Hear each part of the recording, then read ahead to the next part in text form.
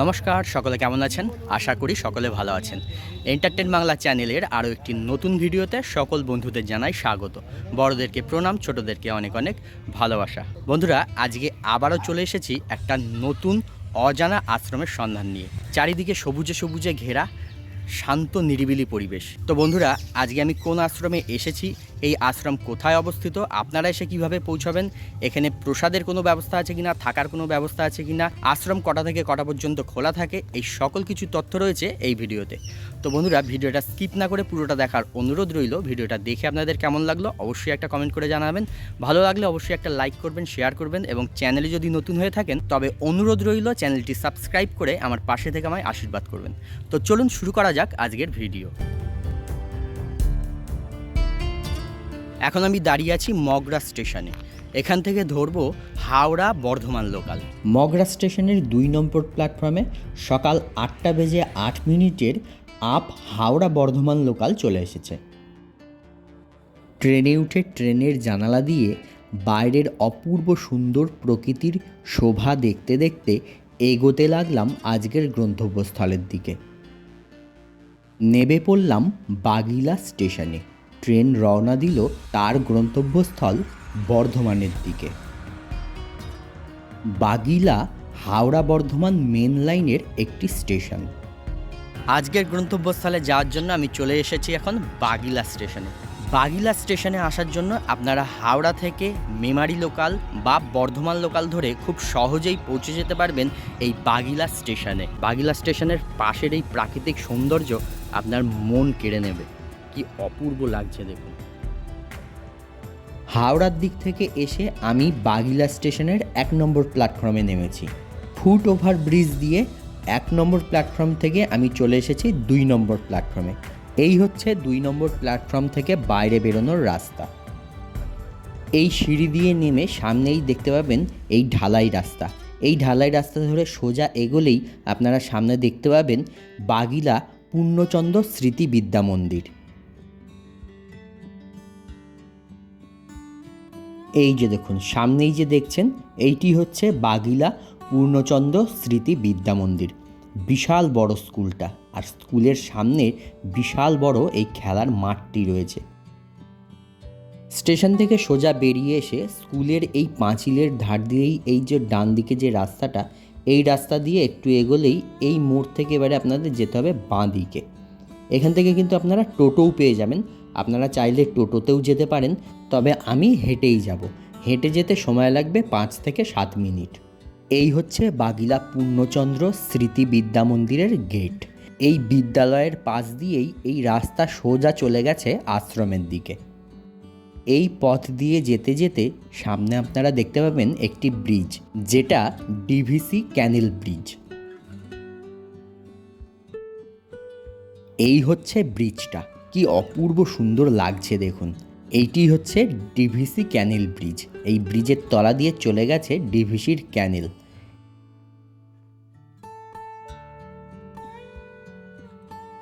দুই ধারে সবুজের সমারোহ, আর মাঝখান দিয়ে বয়ে যাচ্ছে এই খাল।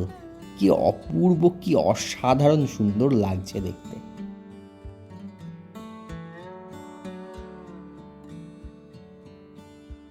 এই ব্রিজ পেরিয়ে 1 মিনিট এগোলেই আজকের গন্তব্যস্থল বাগিলা বাহেগুরু আশ্রম। চলে এসেছি আশ্রমের সামনে। চারিদিকে গ্রাম্য পরিবেশ, সবুজে ঘেরা এক টুকরো শান্তির ঠিকানা, বাহেগুরু আশ্রম। ওই যে দেখুন দেখা যাচ্ছে আশ্রমের মূল প্রবেশদ্বার। চলুন এবারে যাওয়া যাক আশ্রমের দিকে। পিচের রাস্তা দিয়ে এসে বাঁদিকে এই ঢালাই রাস্তা সোজা চলে গেছে আশ্রমে। রাস্তার 2 ধারে দেখুন রয়েছে বিশাল বড় মাঠ। আশ্রমের বাৎসরিক উৎসবের সময় এই মাঠে বিশাল বড় মেলা বসে। এই হচ্ছে আশ্রমের মূল প্রবেশদ্বার। প্রবেশদ্বারের সামনের তোরণে লেখা রয়েছে কামারডাঙ্গা বাগিলা বাহেগুরু আশ্রম। তবে লেখাটা অস্পষ্ট হয়ে গিয়েছে, সেই কারণে ভালোভাবে বোঝা যাচ্ছে না। তোরণের 2 দিকের স্তম্ভের ওপর রয়েছে 2টি সিংহের মূর্তি, আর সামনেই রয়েছে বিশাল বড় এই লোহার গেট। তবে সম্পূর্ণ গেটটি খোলা হয় না, এই যে ছোট্ট যে গেটটি রয়েছে এইখান থেকেই আশ্রমে প্রবেশ করতে হয়। আশ্রমে প্রবেশ করে সামনেই হচ্ছে বিশাল বড় আশ্রম প্রাঙ্গণ, আর চারিদিকে প্রচুর গাছপালা রয়েছে। মূল প্রবেশদ্বার দিয়ে প্রবেশ করে বাঁদিকেই রয়েছে বিশাল বড় একটি নিম গাছ, আর এই গাছটা দেখুন বিশাল মোটা, আর এখন গাছের পাতাগুলো শুকিয়ে গেছে। এই সমস্ত পাতাগুলো ঝরে গিয়ে এই যে বৈশাখ মাস পড়েছে আবার নতুন পাতা গজাবে। আর এই গাছের তলায় দেখুন প্রচুর মাটির ঘোড়া রয়েছে, আর এখানে বড় একটা ঘোড়া করা রয়েছে, এটা হচ্ছে সিমেন্টের তৈরি। আর এখানটায় দেখুন ছোট ছোট অনেক মাটির ঘোড়া রয়েছে। বহু ভক্তরা এসে এইখানে মানত করেন তাদের মনস্কামনা জানিয়ে, সেই মনস্কামনা পূর্ণ হলে তারা আবার এই মাটির ঘোড়া দিয়ে এখানে পুজো দিয়ে যান। এই নিম গাছের তলায় রয়েছে এই একটি মন্দির, এইটি হচ্ছে একটি সমাধি মন্দির। এই সমাধি মন্দিরটি হচ্ছে এই আশ্রমের যিনি প্রতিষ্ঠাতা রামানন্দ ব্রহ্মচারী, সেই রামানন্দ ব্রহ্মচারীর সমাধি মন্দির। মন্দিরের সামনের দেওয়ালে দেখুন রয়েছে রামানন্দ ব্রহ্মচারীর ছোট্ট একটি মূর্তি। মন্দিরের গর্ভগৃহে রয়েছে রামানন্দ ব্রহ্মচারীর একটি সমাধি, আর সমাধির সামনেই রাখা রয়েছে ওনার চরণ পাদুকা। আর এই সমাধির ওপরে দেখুন রয়েছে রামানন্দ ব্রহ্মচারীর একটি মূর্তি। স্থানীয় বাসিন্দাদের কাছ থেকে জানতে পারলাম এই রামানন্দ ব্রহ্মচারী ছিলেন একজন তান্ত্রিক সাধক। অতীতে এই আশ্রমের জায়গাটি ছিল একটি শ্মশান। এই শ্মশানে পঞ্চমুণ্ডির আসনে বসে তান্ত্রিক রামানন্দ ব্রহ্মচারী মা কালীর সাধনা করতেন। এই আশ্রম প্রাঙ্গণে কিন্তু অনেকগুলি মন্দির রয়েছে। এই সমাধি মন্দিরের পাশেই দেখুন রয়েছে ছোট্ট একটি তুলসী মন্দির।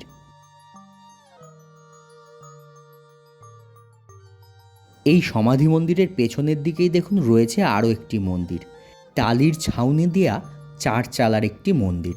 এই মন্দিরটি হচ্ছে দুর্গা মন্দির। মন্দিরের ভেতরে দেখুন একটি বেদি করা রয়েছে, আর এই বেদির ওপরে আজও পর্যন্ত মা দুর্গার নামে ফুল দেয়া হয়। অতীতে এই মন্দিরে জাঁকজমক করে মা দুর্গার পুজো করা হতো, তবে বর্তমানে সেই দুর্গা পুজো বন্ধ হয়ে গিয়েছে। এই দুর্গা মন্দিরের পাশেই রয়েছে আরও একটি মন্দির, এইটি হচ্ছে হরিবাসর মন্দির। মাঝখানটা ছাদ দেয়া, আর চারিদিক দিয়ে টালির চাল দেয়া বারান্দা। ওপরের দিকে দেখুন একটি সিংহের মূর্তি রয়েছে। বছরে একবার এই আশ্রমে বাৎসরিক উৎসব হয়। সেই সময় এই মন্দিরে অষ্টপ্রহর হরিনাম সংকীর্তন হয়। ফাল্গুন মাসের সংক্রান্তির দিন অধিবাস দিয়ে শুরু হয় এই আশ্রমের উৎসব। উৎসব চলে 4 দিন ব্যাপী, চৈত্র মাসের 4 তারিখ পর্যন্ত। এই মন্দিরের মাঝখানেই দেখুন রয়েছে একটি সিংহাসন। এই সিংহাসনের ওপরে ব্রহ্মা, বিষ্ণু, মহেশ্বর ও হরিহরের বিগ্রহ বসিয়ে উৎসবের সময় পুজো করা হয় এবং হরিনাম সংকীর্তন হয়। আর সেই সময় বহু সাধু ও সন্ন্যাসীদের আগমন ঘটে এই আশ্রমে।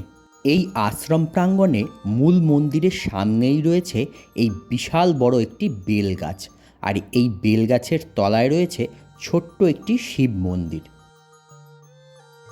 এই ছোট্ট মন্দিরের ভেতরে রয়েছে একটি শিবলিঙ্গ, আর পাশেই দেখুন রয়েছে নন্দী মহারাজের একটি মূর্তি।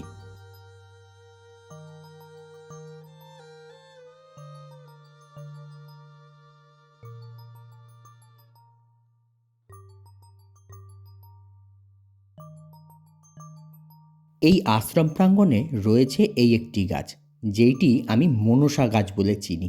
আর এই গাছের তলায় দেখুন বাঁধানো রয়েছে, আর এখানে রয়েছে একটি মা মনসার চিত্র। বছরের বিভিন্ন সময় মা মনসার পুজো হয়। সেই সব দিনগুলোতে গ্রামবাসীরা এসে এইখানে মা মনসার পুজো করেন। আশ্রম প্রাঙ্গণে এই একটি বেদি রয়েছে দেখুন। এক স্থানীয় বাসিন্দার কাছ থেকে জানতে পারলাম এই বেদিতে বসেই তান্ত্রিক সাধক রামানন্দ ব্রহ্মচারী হোমযজ্ঞ করতেন।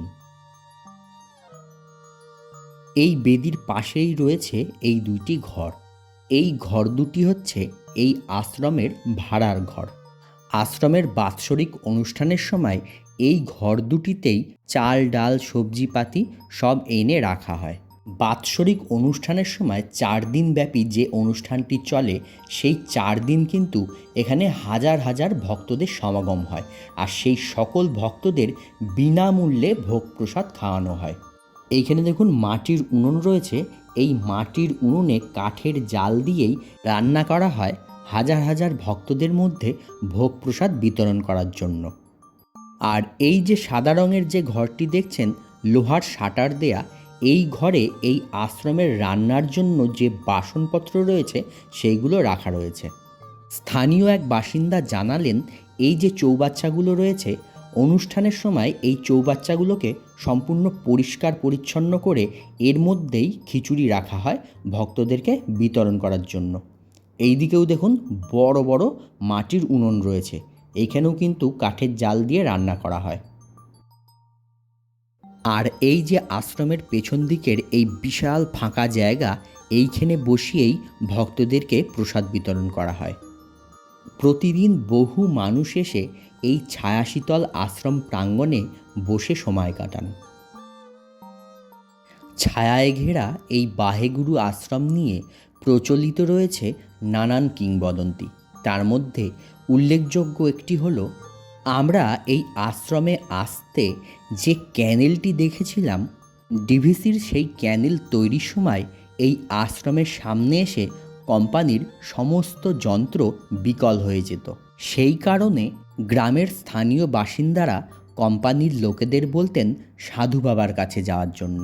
সাধু বাবার কাছে গেলেই সমস্ত কিছু ঠিক হয়ে যাবে, কিন্তু কোম্পানির লোকেরা তা বিশ্বাস করতেন না। কিন্তু ডিভিসি কোম্পানির লোকেরা কোনো মতেই সেই ক্যানেল তৈরির কাজ আর এগোতে পারছেন না। তারপর গ্রামবাসীদের কথা শুনে কোম্পানির লোকেরা গেলেন সাধু বাবার কাছে। সাধু বাবার কাছে কোম্পানির লোকেরা গেলে সাধু বাবা কোম্পানির লোকেদেরকে জানান, ক্যানেল তৈরি হলে গ্রামবাসীর জন্য একটি ব্রিজও তৈরি করে দিতে হবে। সাধু বাবার কথায় কোম্পানির লোকেরা রাজি হয়ে যান। তারপর সাধু বাবা তার কমণ্ডলুর জল কোম্পানির যন্ত্রের ওপর ছেটাতেই যন্ত্রগুলো সচল হয়ে যায়। গ্রামের সকল মানুষকে এবং কোম্পানির লোকেদের অবাক করে আবার কাজ শুরু হয়। তৈরি হয় এই ক্যানেল এবং ক্যানেলের ওপরে এই ব্রিজ। বন্ধুরা, আমরা তো সমস্ত আশ্রমটা ঘুরে দেখলাম। এবারে চলুন আশ্রমের মূল মন্দিরে প্রবেশ করা যাক। এই হচ্ছে আশ্রমের মূল মন্দির। সমতল ছাদ বিশিষ্ট মাতৃমন্দিরের চারিদিক দিয়ে অ্যাসবেস্টারের ছাউনি দেয়া ঘোরানো বারান্দা। মন্দিরের সামনেই দেখুন লেখা রয়েছে বাগিলা বাহেগুরু আশ্রম মাতৃমন্দির। এই মন্দিরের গর্ভগৃহেই রয়েছে সেই পঞ্চমুণ্ডির আসন, যে আসনে বসে তান্ত্রিক রামানন্দ ব্রহ্মচারী মাতৃ সাধনা করতেন। তবে এখানে মা কালীর কিন্তু কোনো বিগ্রহ নেই, রয়েছে মা কালীর চিত্রপট।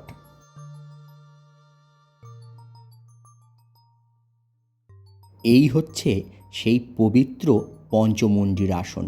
আসনটা দেখলে এখনও গায়ে কাঁটা দিয়ে উঠছে।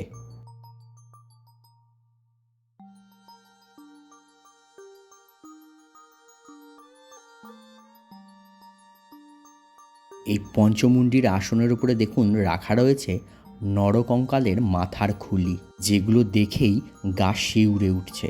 আর এই পঞ্চমুণ্ডির আসনের ওপরেই রয়েছে ছোট্ট একটি বেদি, যেখানে রাখা রয়েছে একটি শিলামূর্তি, আর পাশে রয়েছে দেবাদিদেব মহাদেবের মূর্তি।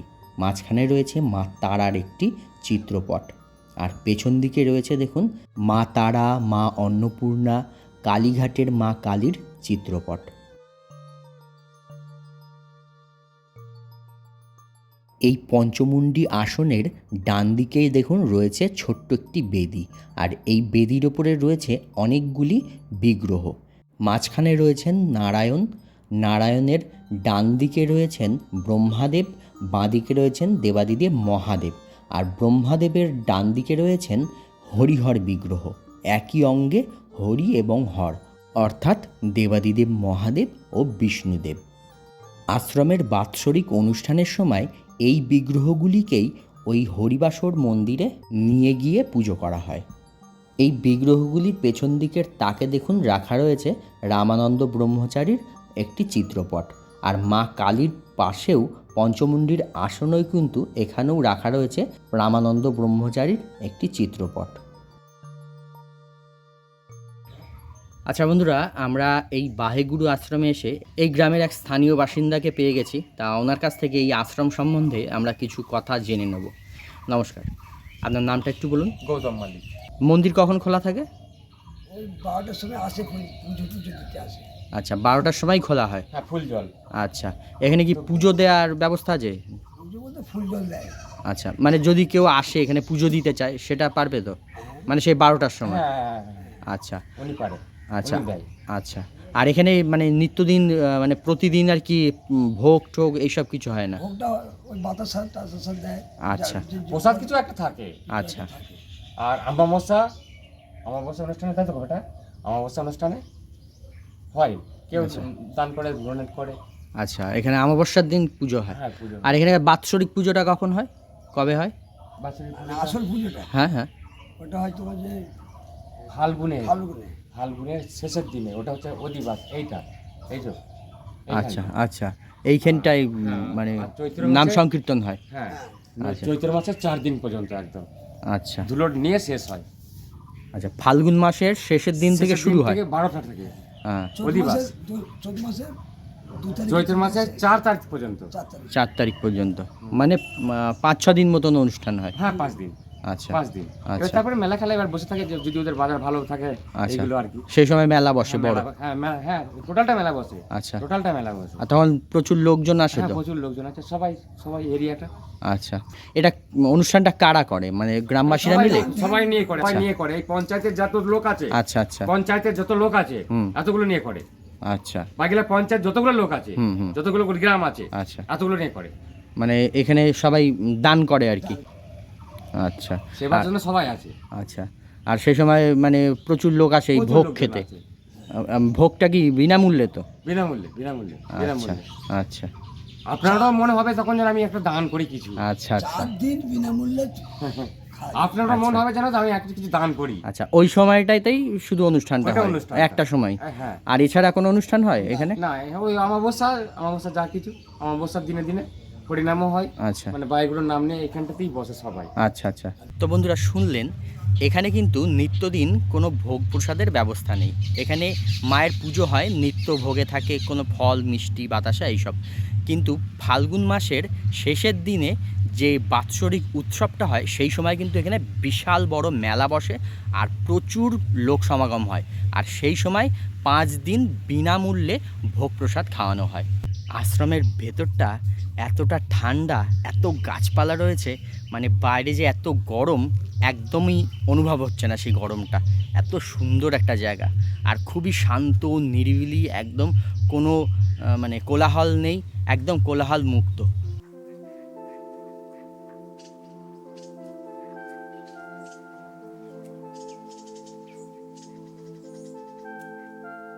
তো বন্ধুরা, বাগিলার এই বাহেগুরু আশ্রমের ভিডিও আপনাদের কেমন লাগলো অবশ্যই কমেন্ট করে জানাবেন। তো আজকের মতন ভিডিওটা এখানেই শেষ করছি। দেখা হচ্ছে পরবর্তী নতুন কোনো ভিডিওয়। সবাই ভালো থাকবেন, সুস্থ থাকবেন, সাবধানে থাকবেন।